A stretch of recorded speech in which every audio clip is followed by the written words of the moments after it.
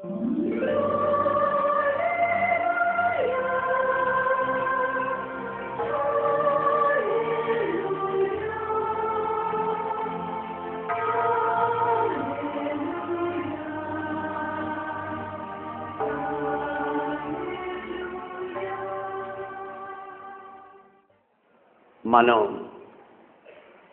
ఈ సంవత్సరం ప్రారంభించినప్పుడు ఆయన చేతిలో మనం ఉన్నట్లు ఆయన స్వయంగా వాగ్దానం చేసి ఆయన చేతిలో మనల్ని ఉంచుకున్నాడు. ఆయన చేతిలో ఉన్నది ఎవరు తీసుకోలేదు గనుక ఆయన చేతుల నీడలో ఆయన చేతిలో మనల్ని ఇంతవరకు కాపాడి భద్రపరిచాడు. ఇక రాబోయే సంవత్సరానికి మనల్ని సిద్ధపరచుటకు ఆయన సిద్ధముగా ఉన్నాడు. యేసు ప్రభు ఒకప్పుడు ఎక్కడున్నాడు? యేసు ప్రభు ఎక్కడికి వచ్చాడు? యేసు ప్రభు ఇప్పుడు ఎక్కడ ఉన్నాడు అని కొన్ని విషయాలు మీతో మాట్లాడాలని కోరుకుంటున్నాను. యోహాను సువార్త 1వ అధ్యాయం మొదటి 2-3 వాక్యాల్లో ఇలా వ్రాయబడి ఉంది. ఆదియందు వాక్యముండెను, వాక్యము దేవుని యొద్ద నుండెను, వాక్యము దేవుడై ఉండెను.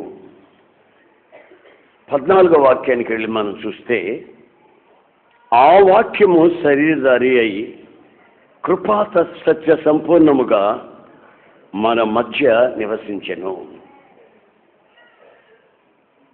దేవుని దగ్గర వాక్యం ఉన్నది, ఆ వాక్యము దేవుడై ఉన్నది. ఆ వాక్యము శరీరధారిగా కృపా సత్య సంపూర్ణమై మన మధ్యకు వచ్చింది. ఎవరు పంపారు? తన ఏకైక కుమారుణ్ణి ఎవరు పంపారు? తండ్రి మన కొరకు పంపాడు. ఆయనకు ఒక శరీరాన్ని అమర్చి యేసు అనే పేరుతో ఈ లోకానికి పంపించాడు. వాక్యం మన దగ్గరకు వచ్చింది. యేసయ్య ద్వారా కృప మన మధ్యకు వచ్చింది. ఆ కృప మనుషుల మధ్యలోనే సంచరించింది. ఆ కృపని దేవుడు మనకిచ్చాడు. దేవుని గురించి మనం వాక్యంలో చదివితే ఆయన జ్యోతిర్మయుడని, సకల జీవులకు ఆధారభూతుడని, మనం అనుభవిస్తున్న ప్రతి జీవికి అంటే బహుమతికి ఆయనే కారకుడని చెప్పబడి ఉంది. ఎన్నెన్నో జీవులు మనిషికి ఇచ్చాడు. తినేదానికి ఆహారం కానివ్వండి, త్రాగేదానికి నీళ్ళే కానివ్వండి, ఆరోగ్యంగా ఉండేదానికి ఆయన ఆరోగ్యకరమైన రెక్కల నీడలో ఉన్న సురక్షితమైన జీవితమే కానివ్వండి, ఆత్మ వరములు కానివ్వండి, పరిశుద్ధత కానివ్వండి, ఇవన్నీ ఆయన దగ్గర నుంచి వచ్చిన జీవులు. కానీ ఈ బహుమతులన్నిటికంటే కూడా ఒక ప్రాముఖ్యమైన బహుమతి ఏమిటంటే యేసు క్రీస్తుని మన మధ్యకి పంపించాడు.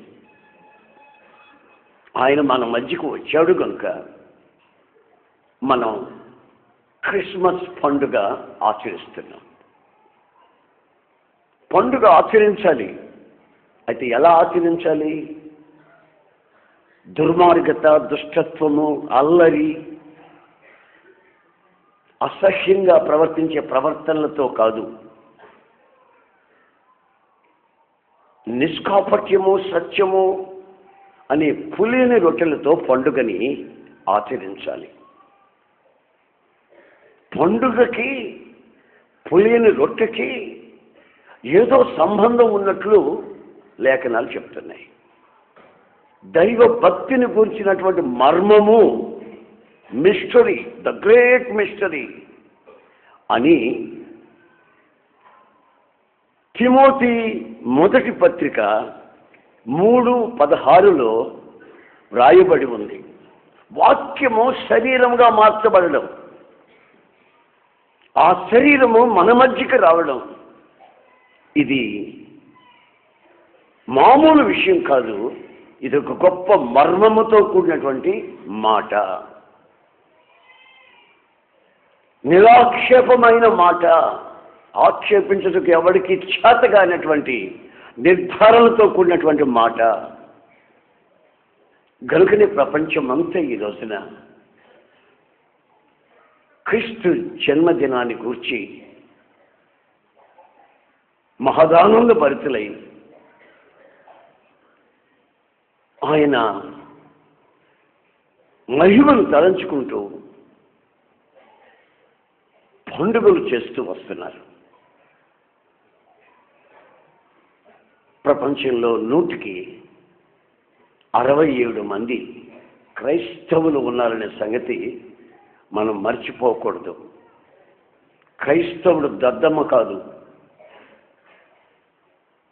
క్రైస్తవుడు విజ్ఞాన శాస్త్రముతో ముడివేయబడినవాడు.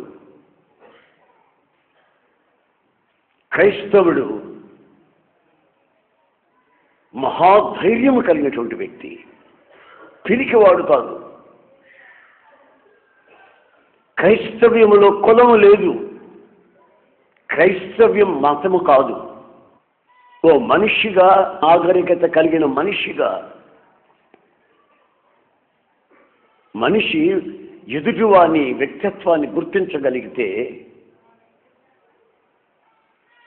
అదొక మర్మం. దేవుడు మనకొక గిఫ్ట్ పంపించాడు, అంటే బహుమతిని పంపించాడు. ఆ బహుమతే మన ప్రభు అయిన యేసుక్రీస్తు. ఆమేన్. దేవుడు మనకు యేసుక్రీస్తుని బహుమతిగా పంపించాడు కనుక ఈ పండుగను ఆచరించుకునే మనము ఇతరులకు మనం కూడా ఒక బహుమతిగా మారాలి. ఆమేన్. ఎందుకంటే దేవుని దగ్గర నుంచి ఒక బహుమతి వచ్చింది. ఆ బహుమతిని మనం సేకరించాం, అనుభవిస్తున్నాం. మనం బహుమతిగా ఇతరులకు మారితే ఇతరులు కూడా ఆ బహుమతి ద్వారా ఆనందిస్తారు. నాకు తెలిసిన ఒక వ్యక్తి ఈ పండుగ సీజన్లో అలా వెళ్తా ఉంటే ఒక బోర్డు రాశారు. ఏమని రాశారంటే 75 రూపాయలకి ప్యాంటు షర్ట్ ఇస్తున్నాం, బంపర్ ఆఫర్ అని బోర్డు చూసి వెంటనే నాకు ఒక జత బట్టలు తెచ్చాడు. పండగకి అన్నకిద్దామని. అవునే. వెంటనే నేను ప్రేమతో తెచ్చాడని అందుకొని ప్రార్థన చేసి నాకు బట్టలు కుట్టే టైలర్ దగ్గరికి పంపించాడు. సరే కుడదామని నీళ్ళల్లో ముంచి ఆరేసాడటండి. అది పీసులు ఊడిపోయిందట. అంటే అర్థం ఏంటంటే పండక్కి దేవుడు యేసు ప్రభుని మనకిచ్చాడు పండగ చేసుకోమని. మనము ఇతరులకు బహుమతిగా మారాలి, మనము బహుమతులు ఇవ్వాలి. మనం ఏమిచ్చినా ఎవరికి తృప్తి ఉండదు. కానీ మనం ఇవ్వాల్సిన బహుమతి ఏమిటో తెలిసినా, మనం ఆరాధిస్తున్న, మనం పొందిన యేసయ్యని బహుమతిగా మనం మరలా ఇతరులకి ఇవ్వగలగాలి. అలా ఇచ్చినప్పుడు వాళ్ళ జీవితాల్లో ఎక్కడ లేని సంతోషం, ఎక్కడ లేని సమాధానం, ప్రజలందరికీ కలగబో మహా సంతోషకరమైన శుభవర్తమానం మనం ఇచ్చే బహుమతి. ఆ యేసయ్యను మనం ఇచ్చేందుకు సిద్ధపడాలి. ఆయన్ని ధరించుకొని మనం ఆయనలో జీవించడం ఇతరులు చూడాలి. మనం చూసిన వాళ్ళంతా దేవుడు మనకిచ్చిన బహుమతి ఈయన, దేవుడు మనకిచ్చిన బహుమతి ఈమె అని మనల్ని గురించి ఇతరులు చెప్పుకోవాలి. నాకు నేను చెప్పకూడదు, మీకు మీరు చెప్పుకోకూడదు. ఇతరులు చెప్పాలి. నీ ప్రవర్తనను బట్టి, నీ మాటను బట్టి, నీ క్రియలను బట్టి, నీ సాక్ష్యాన్ని బట్టి ఇతరులకు నీవు సాక్షిగా, నీవు బహుమతిగా మార్చబడాలి. వాక్యము ఉంది, వాక్యానికి శరీరం ధరించుకుంది, ఆ శరీరం మన మధ్యకు వచ్చేసింది. అప్పుడు ఆయన పేరు యేసు. బాలయేసు కాదు,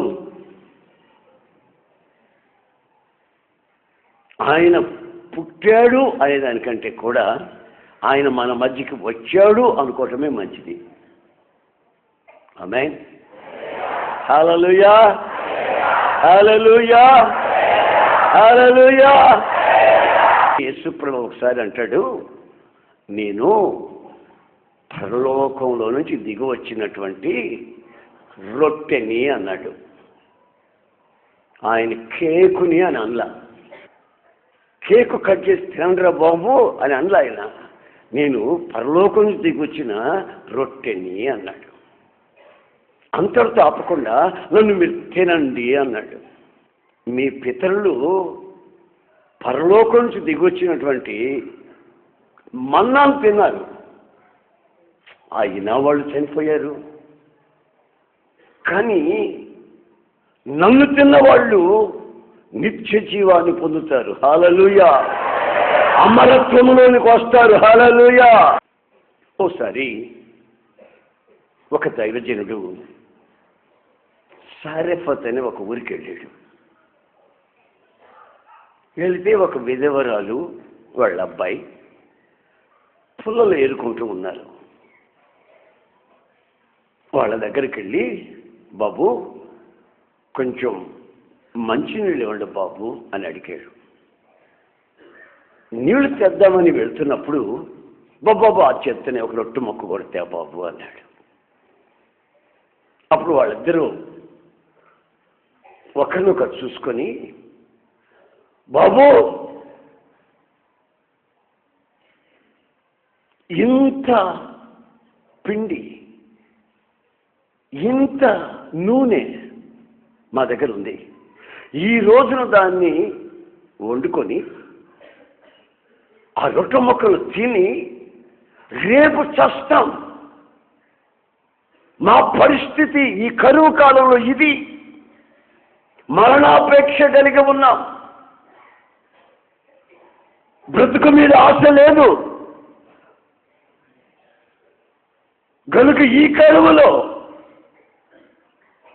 నీళ్ళు అడిగావు, నీళ్ళదే పెద్ద సమస్య, కానీ ఆహారం కూడా అడుగుతున్నావు అంటే ఆయన అన్నాడు, నువ్వు మొట్టమొదట చేసిన రొట్టెని నాకు పంపించున్నా, ఆ తర్వాత ఏమవుతుందో చూడు. ఆమె ఒక్కసారి తలంచుకొని, సరే దైవజనుడు చెప్పాడు అది చేద్దాం, ఆ రొట్టె ఏదో ఆయనకే పెట్టేద్దాం, తర్వాత ఏమో జరుగుతుందంట చూద్దాం. వెంటనే రొట్టె తయారు చేసి కొడుకు పెట్టుకోకుండా, ఆమె తినకుండా ముందు దైవజనునికి ఇచ్చింది. ఆయన తింటూ ఉండగానే ఇంకొక రొట్టె చేసింది, కొడుక్కి ఇచ్చింది. ఆడు తింటూ ఉన్నప్పుడు ఇంకొక రొట్టె చేసింది, మళ్ళీ ఈయనకి ఇచ్చింది. మరలా ఇంకో రొట్టె చేసింది. అరే నూనె తరిగిపోవట్లేదు, పిండి అయిపోవట్లేదు, ఈ పూటకి ఒక్క రొట్టె తయారు చేసుకుని 2 ముక్కలు చేసుకుని ఇద్దరం తిని రేపు చావాలని మనం అనుకున్నాం. ఈ నూనె ఎక్కడి నుంచి వస్తుంది? ఈ పిండి ఎక్కడి నుంచి వస్తుంది? స్వయం స్వయం స్వయం స్వయం అంటుంది. ఈ ఇంటి పక్కన వాళ్ళంతా ఒక్క రొట్టె ముక్కకే మాకు గతి లేకపోతే ఇంచుమించు గంటన్నర సేపు సైన్ కాలుస్తూ ఉంది ఏమి రొట్టెలన్నీ. ఏమిటాన్ని తొంగి చూస్తే, అమ్మా కూర్చో మీకు కూడా రొట్టిస్తా, బాబు నువ్వు కూడా కూర్చో నీకు రొట్టిస్తా. ఈ పిండి తగ్గట్లేదు, నూనె అయిపోవట్లేదు. నన్ను తినండి, మీకు మరణము రాదు, మరణం నిరర్ధకం అయిపోతుంది, నీలోనికి జీవం ప్రత్యక్షమవుతుంది. ఆ జీవం నిత్య జీవంగా మార్చబడుతుంది. ఎల్లప్పుడూ మీరు నాతో ఉండినట్లు నేను మీతో ఉండినట్లు నన్ను పూజించండి. ఆయన రక్తములో ఉన్నటువంటి విలువ, ఆయన శరీరంలో ఉన్నటువంటి ఆ యొక్క మహిమ గుర్తించిన ప్రతి వ్యక్తి, ఆయనలో ఉన్న కొత్త కొత్త రుచి చూస్తూ ఆ వ్యక్తి జీవిస్తాడు. తుచ్చమైన అభిలాషల వైపు ప్రయాణం చేయడు. ఈ రోజున క్షణికమైన సుఖాల వైపు, తుచ్చమైన అభిలాషల వైపు ఓ మనిషి ఎందుకు వెళుతున్నాడయ్యా అంటే, తగలవలసిన రుచి ఇంకా తగల్లా, తినవలసిన రొట్టెని ఇంకా తినలా, భక్తి అని ముసుగు వేసుకున్నాడు, భక్తిలో ఉన్న శక్తిని ఆశ్రయించలేదు. కొన్ని రోజులు అక్కడ ఉన్నాడు. ఆ ఇల్లు ఒక ఇంట నుండి సంఘముగా మార్చబడిపోయింది. దేవునికి స్తోత్రం కలుగుతారు. హల్లెలూయా. ఇళ్ళు ఉన్నాయి, కరువు చేత దరిద్రత చేత అలవాడిపోతున్నారు. ఆ ఇంట్లో వాళ్ళు చచ్చారంటున్నారు, ఈ ఇంట్లో ఈమె చచ్చిందంటున్నారు, ఫలానా ఇంట్లో పిల్లలు చచ్చిపోయారు అంటున్నారు. ఆత్మహత్యలు ఎక్కువైపోతున్నాయి. అయితే ఇంత సాయంత్రం పొద్దున సాయంత్రం వండుకోవడం తినడం, దేవునికి స్తోత్రం అనుకోవటం. హల్లెలూయా. సంఘం ఏర్పడుతూ ఉంది. దైవజనుడు వాళ్ళకి దేవుని వాక్యం చెప్తున్నాడు. వాక్యమే దేవుడు, ఆ దేవుడే శరీరధారి అయి మన మధ్యకి యేసు అనే పేరుతో దిగవచ్చాడు. తండ్రి అనే దేవుడు మనకు ఆయన ఇచ్చాడు. నేను తినవలసింది ఏమిటో తెలిసినా యేసయ్యని. ఆమేన్. నేను తినవలసింది ఎవరినో తెలుసా? యేసయ్యని. ఆయన్ని ఎంత తింటే అంత జీవం కలుగుతుంది, ఆ జీవం సమృద్ధిగా కలుగుతుంది. అదే నిత్య జీవానికి వారసత్వంగా నా జీవితాన్ని మార్చేస్తుంది. ఆ నిత్య జీవానికి వారసత్వం నాకు కావాలని ఆయన్ని భుజించాలి. ఎలా? ఆయన వాక్యాన్ని. ఒక్కొక్కసారి వాక్యం చదువుతూ ఉంటే ఆపాలనిపించదు, వాక్యం చదువుతుంటే నిద్ర పట్టదు, ఇంకా చదవాలనిపిస్తుంది.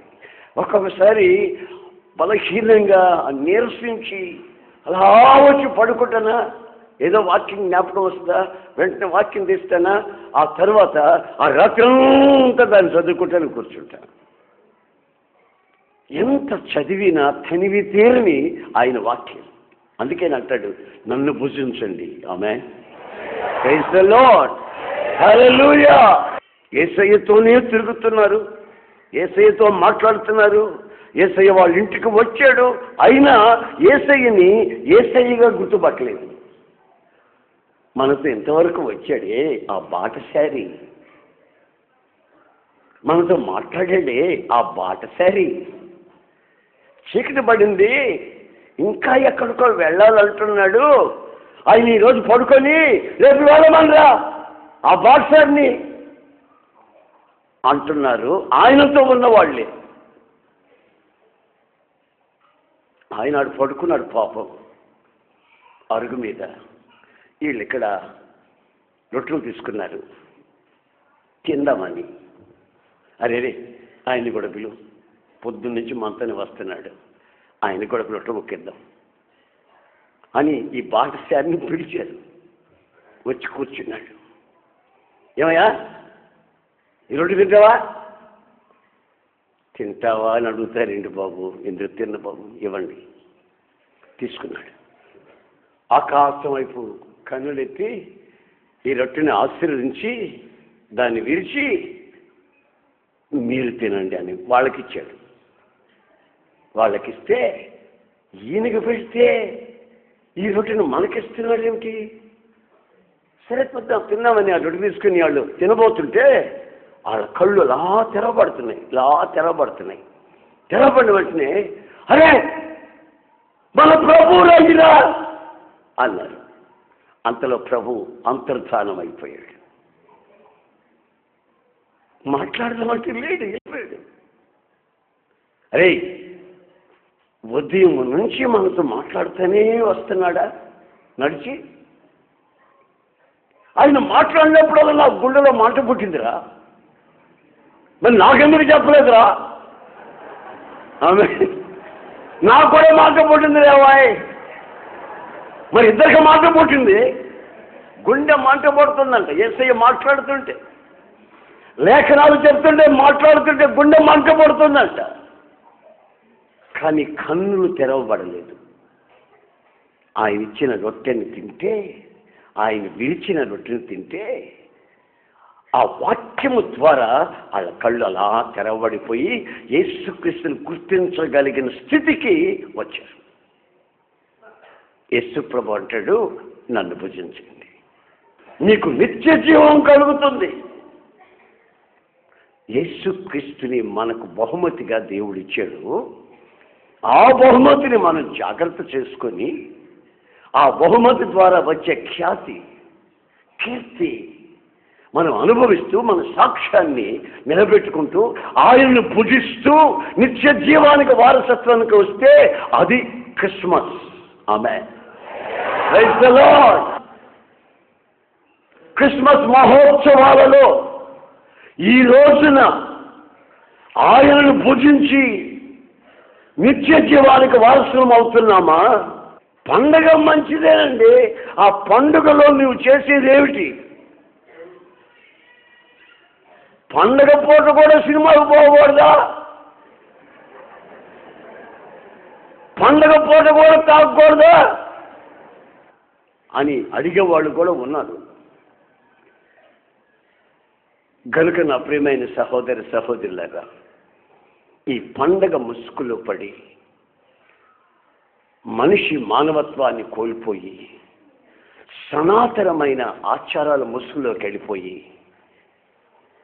మనిషి మరణాన్ని, శాపాన్ని తెచ్చిపెట్టుకుంటున్నాడు. కానీ నిత్య జీవానికి వారసత్వాన్ని సంపాదించుకోవటం చాలా అరుదైపోయింది. క్రైస్తవ్యం మతం కాదు. క్రైస్తవ్యం క్రీస్తుని ప్రతిబింబించింది, క్రీస్తుని బహుమతిగా పొందింది. క్రీస్తుని భుజించి జీర్ణించుకోవాల్సిన అక్కర ఉంది. ఆ అక్కర మన జీవితంలో నెరవేర్చబడాలని మనం రాత్రింబగళ్ళు కోరుకోవాలి. దేవునికి స్తోత్రం. Praise the lord. హల్లెలూయా, హల్లెలూయా. హెబ్రీ పత్రిక 5వ అధ్యాయం 7వ వాక్యంలో తండ్రి అయిన దేవుడు ఆయనతో ఉన్న వాక్యానికి శరీరాన్ని అమర్చి మనకు బహుమతిగా ఇచ్చాడు. ఈ లోకానికి ఆయన శరీరధారిగా వచ్చాడు, శరీరరీతిగా తిరిగాడు. అప్పుడు ఆయన మనకు నేర్పించింది ఏమిటి? ఆమేన్. ఏముంది వాక్యంలో? మహారోదనముతోనూ కన్యలతోనూ ఆయన శరీరరీతిగా ఉన్నప్పుడు, శరీరముతో ఉన్నప్పుడు తను మరణములోంచి విడిపించే వానికి ప్రార్థన యాచన చేస్తున్నాడు. ఒక ప్రక్కన ప్రార్థన చేస్తున్నాడు, మరో ప్రక్కన యాచిస్తున్నాడు, అంటే బతిలాడుకుంటున్నాడు. యేసయ్య మనకు నేర్పించింది ఏంటంటే తండ్రి దగ్గర బతిలాడుకోమన్నాడు. ఆమేన్. హల్లెలూయా. బతిలాడుకో.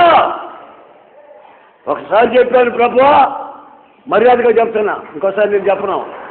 ఇంకోసారి అడగదు, చేస్తావా చేయవా? చేయకపోతే నేను అన్నం నీళ్ళు లేకుండా దీక్ష పెట్టేస్తా. చేస్తావా చేయవా? నీకు డెడ్ లైన్ ఇస్తా, 3వ తారీఖు లోపల చేస్తావా లేదా? మనం ఇవన్నీ నేర్చుకోలేదు. మనం ఇవన్నీ నేర్చుకోలేదు. ప్రభు అయిన యేసుక్రీస్తు శరీరధారిగా మనతో ఉన్నప్పుడు నేర్పించిన నేర్పు ఏమిటి? ఆయన డ్రామాలు ఏమని నేర్పించాడా?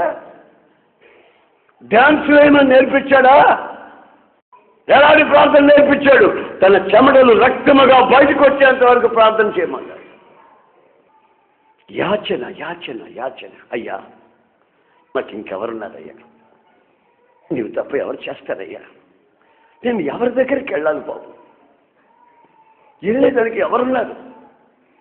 ఎవరిని నమ్మను? రక్త సంబంధం నమ్మనా? స్నేహితులను నమ్మనా? ఆత్మీయులని పిలువబడే వాళ్ళని నమ్మనా? ఎవరి దగ్గరికి వెళ్ళాలి? ఎవరి దగ్గరికి వెళ్ళినా అపజయాలే కలుగుతాయి. కానీ నీకు జయాన్ని ప్రసాదించగలిగిన వాడు ఉన్నాడు. ఆయన పేరే నజరేయుడైన యేసు. దేవుడు మనకు అనుగ్రహించినటువంటి గొప్ప రక్షణ భాగ్యం మన ప్రభు అయిన యేసుక్రీస్తు. దీన్ని మనం దాచుకుంటామో, కాపాడుకుంటామో, ఆ బహుమతితో ఆనందించి సంతోషిస్తామో, ఇతరులతో పంచుకుంటామో, అది మనం నిర్ణయించుకోవలసిన సమయం. సంవత్సరాంతమందు ఒక గొప్ప శుద్ధీకరణ మన బ్రతుకులో కలిగినట్లు ఆయన సన్నిధిలో ఆశీర్వాదాన్ని పొందటకు సిద్ధపడదాం. ప్రభు మనకు సహాయం చేస్తాడు. తలలోంచండి, ప్రార్థన చేసుకుందాం. ప్రేమగల తండ్రి, ప్రభువా, నీకు స్తోత్రములు చెల్లిస్తున్నాము. ఈ పండుగ వాతావరణం మధ్యలో మీరు మా కొరకు బహుమతిగా పంపించిన యేసయ్యను గూర్చి వినేందుకు మెచ్చిన ఈ గొప్ప తరుణం కొరకై స్తోత్రములు చెల్లిస్తున్నాము. ఎంతైనా నీవు నమ్మదగిన దేవుడు నాయనా, పరిశుద్ధుడివి. శరీర రీతిగా మా మధ్యలో కృపా సత్య సంపూర్ణుడై నివసించిన రోజుల్లో ఏమేమి జరిగాయో క్షుణ్ణంగా మేము తెలుసుకునేటట్లుగా మీరు సహాయం చేశారు. మీరు మాకిచ్చిన ఈ బహుమతిని మేము అనుభవిస్తూ ఇతరులకి పంచిపెడుతూ మా జీవిత యాత్రని సుఖముగా నెమ్మదిగా జరిగించినట్లు సహాయం చేయమని, రాబో సంవత్సరాన్ని ఆద్యంతము నీ మహిమా కిరీటం చేత నింపమని, ఘనత మహిమ ప్రభావాలు మీరు పొందుకోమని యేసు నామములో అడుగుచున్నాను తండ్రి. ఆమేన్, ఆమేన్.